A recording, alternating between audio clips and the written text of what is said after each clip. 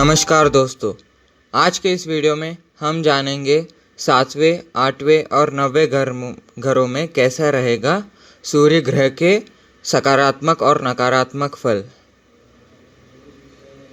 पहले 7वां घर।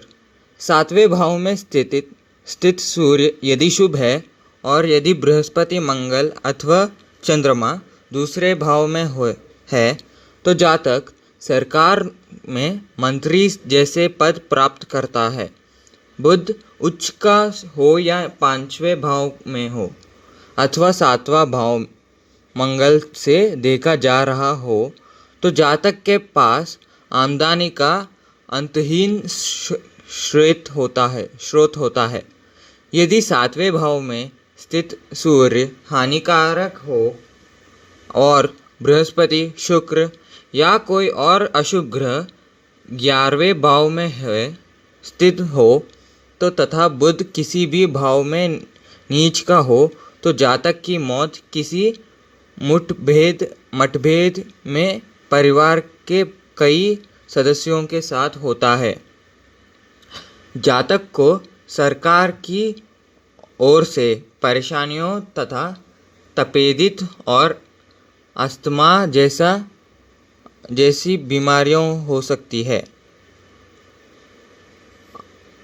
आगजनी, सांवलापन और अन्य पारिवारिक कष्ट से आई जूझलाहट जातक को वैरागी बनाने या आत्महत्या करने को मजबूर कर सकती है। 7वें भाव हानिकारक सूर्य हो और मंगल या शनि दूसरे या 12वें भाव में स्थित हो तथा चंद्रमा पहले भाव में हो तो जातक को कष्ट या ल्यूकोडर्मा जैसे चर्म रोग हो सकते हैं। तो दोस्तों, इस अशुभ फलों की कमी के लिए उपाय में नमक सेवन की मात्रा को कम करें।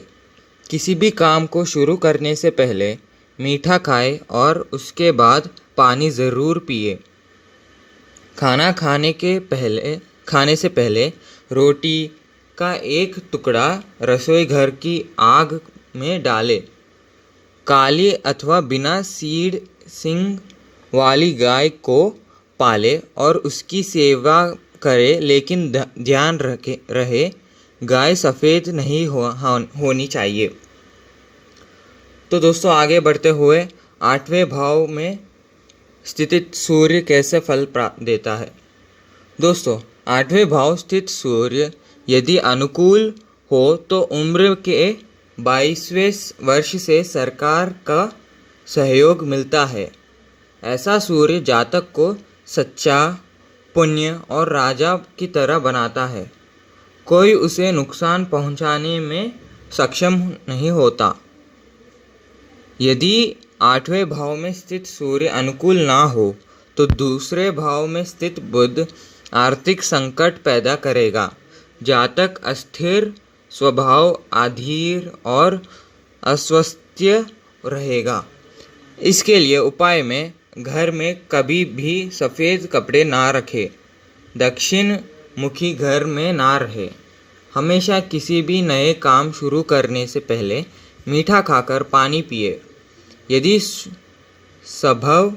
यदि संभव हो तो किसी जलती हुई चिता में तांबे के सिक्के डालें।